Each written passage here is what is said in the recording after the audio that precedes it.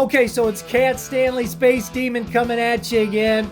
And today I want to talk about fanaticism, fanboyism, all those kind of isms, rock stars, musicians, people who look up to other people in music, celebrities.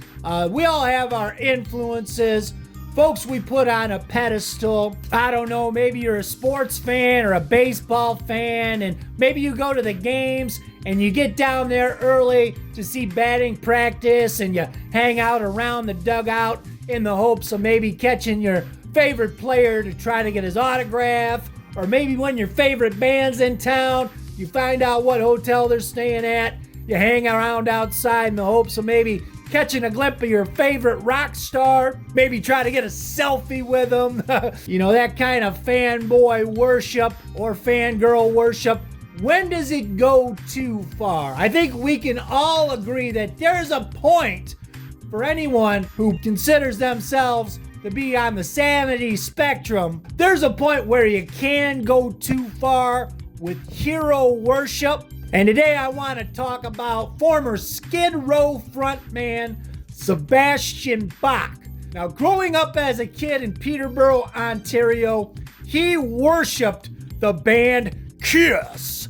And he had a particular affinity for Kiss lead guitarist Ace Frehley. He worshipped Ace. He worshipped the band. He would dress up like Ace on Halloween. He'd make homemade costumes. He'd put on Ace's makeup, walk around, pretend to be the spaceman from Kiss. And he carried that fanaticism into adulthood. In fact, he wore his Kiss fandom on his sleeve. Anybody who knows Sebastian Bach probably know he's a huge Kiss fan because he doesn't stop talking about it. He even defended Kiss frontman Paul Stanley when he got busted lip syncing.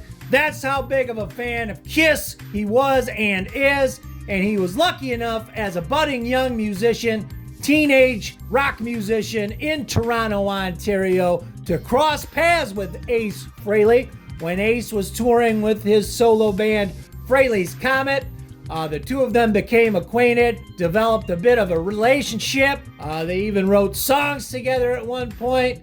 That's a whole nother story. I already did a video on that. But today I want to talk about the indecent proposal that Sebastian Bach made to his hero, Ace Frehley. So let's go back to October of 2018. Ace Frehley is making an appearance on the Jim and Sam show. And let Ace tell the story of Skid Row frontman Sebastian Bach's indecent proposal. Do you get weird offers like that to do shit that has nothing to do with Kiss? Strange things have happened, but I'd rather not go into them right now.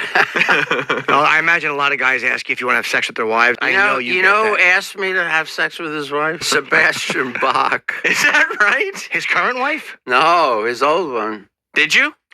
No. Why not? Because I love Sebastian. But he asked you to have sex with his wife. Well, I mentioned to him, I said, I think your wife's beautiful. And he goes, you can have her if you want. I go, no. I got plenty of women. Don't worry about it. But, That's very good of Sebastian. What a nice guy. Yeah. He's really gentlemanly of him. And but I didn't take it up on him because I didn't want to. Gentlemanly of both of you, quite frankly. Yeah. Well, you're a good guy. I knew him before he was in Skid Row. Oh, so you go back. I met him up in Canada. He was only 19 or something. And then, lo and behold, 2 or 3 years later, he was a lead singer in Skid Row. And I got a call from Ed Trunk. You got to see this band. The lead singer's amazing. I go, what's his name? Sebastian Bach. I go, I know him. Yeah. And then go forward even more. You were turning down having sex with his wife. Well, it only happened once, and he almost said it jokingly, but but it wasn't. It could have happened. Well, imagine if he was. It could have happened if I pressed it. Okay, so there you have it. What do you guys think? Is this fanboyism or fanaticism going a bit too far? Sebastian Bach offering up his wife to Ace Frehley? Or, you married guys out there, do you think this is just, a bro hooking up another bro? Hey, yeah, you can sleep with my wife. Or, maybe Sebastian had more nefarious ideas in mind. Maybe he was going to try and do like a Bubba the Love Sponge thing. Remember when Bubba the Love Sponge let Hulk Hogan sleep with his wife, and they ended up recording him saying all this racist stuff and they tried to use it against him? Maybe Sebastian was going to let Ace sleep with his wife, and they were going to have a tape recorder in the room, or a video recorder, and they were going to try to get Ace on tape admitting that he stole Sebastian Bach's song.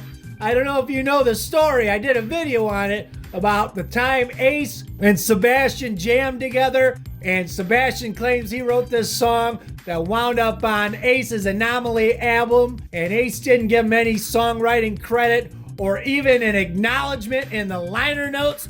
Maybe that was the plan all along. I don't know, but it sounds a little off to me. Let me know what you guys think. Is this normal behavior? Is this something you would do for one of your heroes if you got to meet someone you were a big fan of? Is this something that you would do, or is it just a bro hooking up another bro? Let me know what you think in the comments. As always, I hope you dug it, man, and we'll see you next time. Who's here?